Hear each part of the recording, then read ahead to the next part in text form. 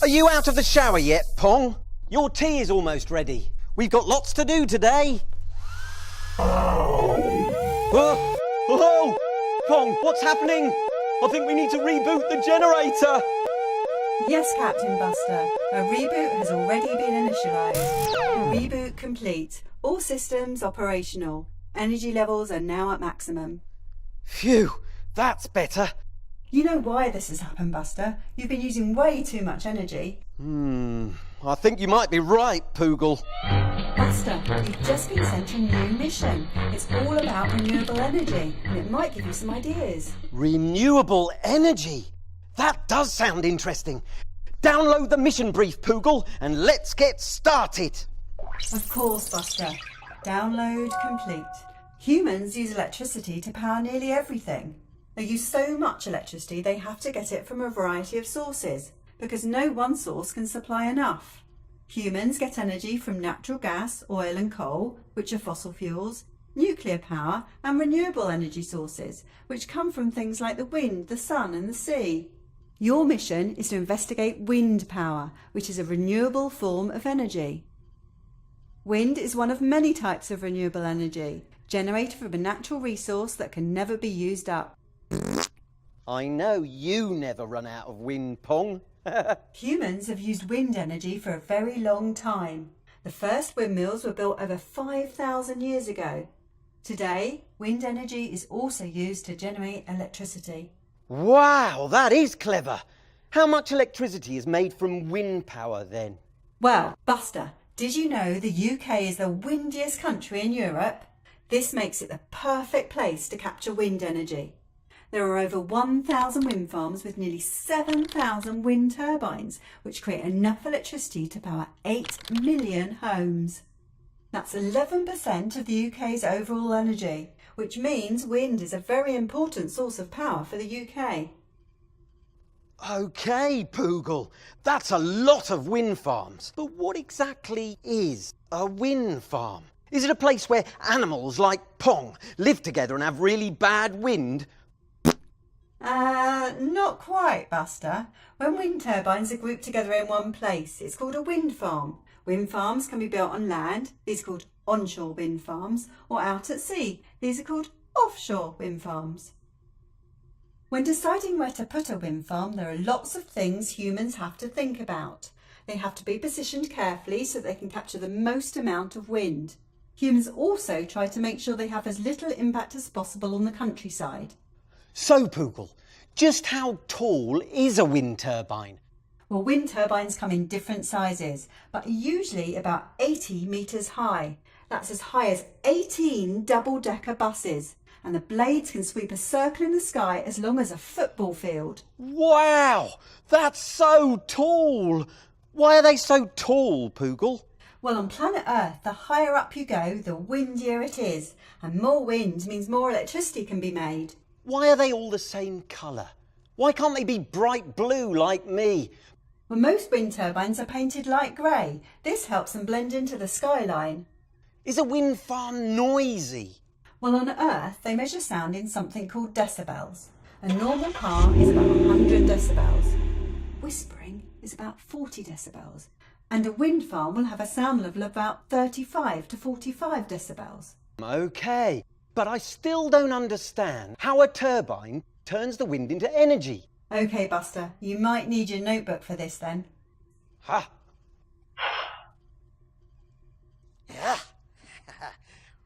Right, we're ready. Our brains are engaged and we're ready for some science! So the blades catch the wind.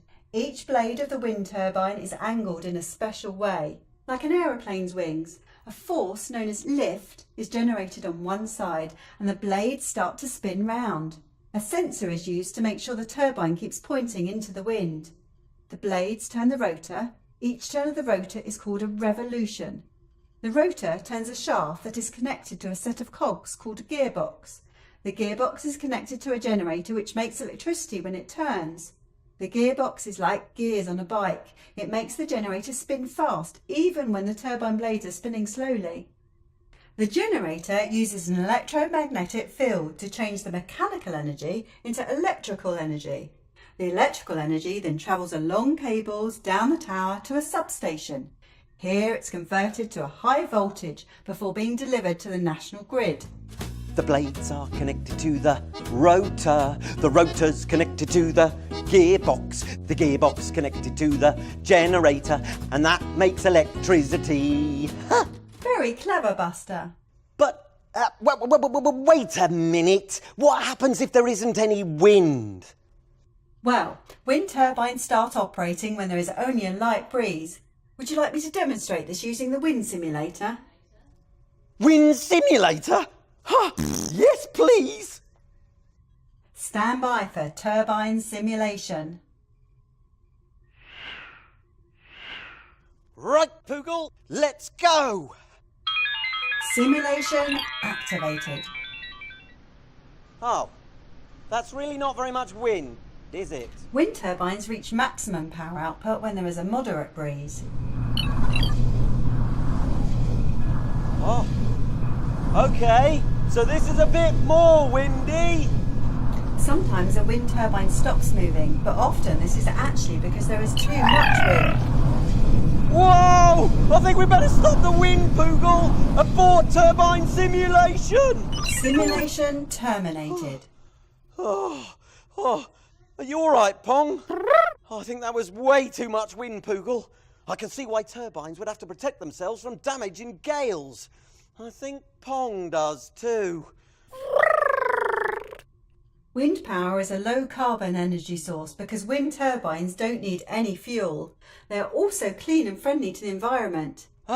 Can we see an offshore wind farm now, please, Poogle? Of course, Buster. This is an offshore wind farm.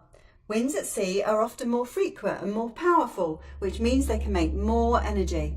However, building wind turbines in the sea is expensive, as the turbines have to be built to withstand rough weather conditions, and building at sea means humans have to take even more safety measures.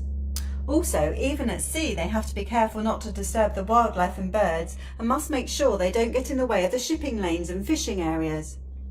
But I don't understand, Poogle. If the wind turbines are out at sea, how does the electricity get back to the land? The electricity is sent down thick cables which run down the tower to the seabed and across it to the land. Thank you, Poogle. I think we've got everything we need to file our wind energy report to the Intergalactic Federation's Renewable Energy Department. Yes, Buster, I think you do. So, what are the advantages? Well, wind is a renewable energy resource that will never run out. There are no fuel costs and no harmful polluting gases are produced. It's a low carbon energy source. And the disadvantages? The amount of electricity generated depends on the strength of the wind. If there is no wind or too much wind, the turbines don't create electricity. Turbines can be seen from far away because they're so tall. Wind farms make a noise that can be heard when you're near them. Buster, every energy source has its advantages and its disadvantages. Burning fossil fuels releases carbon dioxide into the atmosphere, which is one of the causes of climate change. Nuclear energy is low carbon but creates radioactive waste. And renewable energy, like wind, solar, hydro and tidal, are also low carbon but are not available at all times. Right now, no one source is the answer. But less would be needed if humans wasted less energy. They can do this by using it more efficiently, like remembering to switch off lights when they leave a room and stuff like that. Exactly, Buster. Oh, looks like the investigation has given Pong an idea for another energy source. Perhaps you could power our ship, Pong. Good idea, Pong.